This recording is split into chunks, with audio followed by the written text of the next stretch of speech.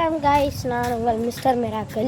So இப்போ நான் எங்கே போயிட்டுருக்கேன்னு பார்த்தீங்கன்னா, மண் எடுக்க செடி வைக்கிறதுக்கு போகிறோம். அதனால் அதில் மண் எடுக்கிறதுக்கு போகிறோம். ஸோ அதுதான் கோயிலாண்ட வந்துருக்கோம்.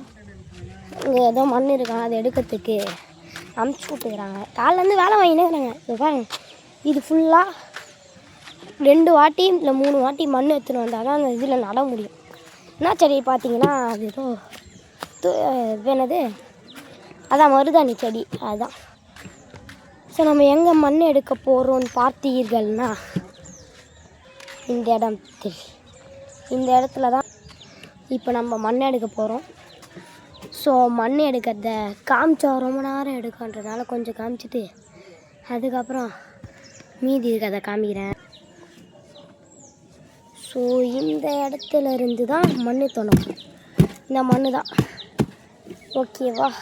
ஸோ மண் எடுக்கலாமா? மண் எடுக்கிறதுக்கு டைம் கவுண்ட்ஸ் பண்ணலாமா காய்ஸ்? ஹலோ காய்ஸ், இது புள்ளி தெரியுதா? இது கரெக்டாக இங்கே நசுதா மண் இவ்வளோ எடுத்துருக்கோம். இப்போது இன்னும் கொஞ்சம் மண் எடுத்துட்டு இப்போ கட் பண்ணி திரும்பி காமிக்கிறேன். அது புழு தெரியுதா கரெக்டாக இந்த இடத்துல தேத்தா? ஸோ இதுதான் புழு. நிறைய பேர் பார்த்துருப்பீங்க, பார்க்காதவங்களுக்கெல்லாம் காட்டுறேன். ஹலோ காய்ஸ், நடுவில் மண் எடுத்துகிட்டு இருக்கும்போது ஒரு விஷயத்த உங்களுக்கு காமிக்கலான்னு திரும்பி ஒரு விஷயம். எவ்வளோ அழகாக கோழி இங்கே இருக்குது பார்த்தீங்களா? 1 2 3 ஏதோ அங்கெல்லாம் நிறைய கோழிஸ்லாம் இருக்குல்ல, அந்த கோழிஸ்லாம் எடுக்க போகிறோம். ஹலோ காய்ஸ், ஸோ நம்ம மண் எடுத்தாச்சு. இன்னொரு வாட்டி வரணும். ஸோ மண் எடுத்த இடம் இது ஒரு பாக்ஸ் வச்சு அச்சிலாம் இருக்கா, அப்படியே இங்கே இதை பாருங்கள்.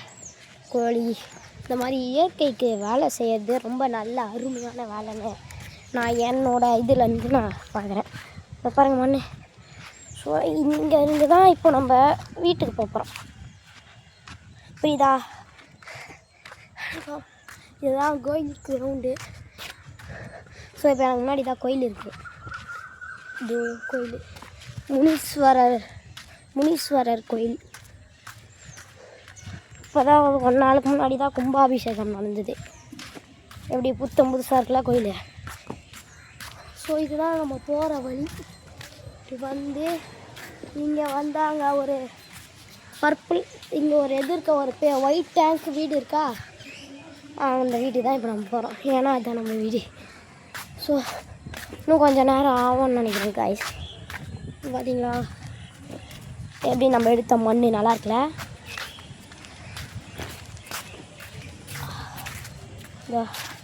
நாய்க்குட்டீஸ், இந்த நாய் டேஞ்சரான நாயின்னு நினச்சிங்கன்னா அது தப்பு.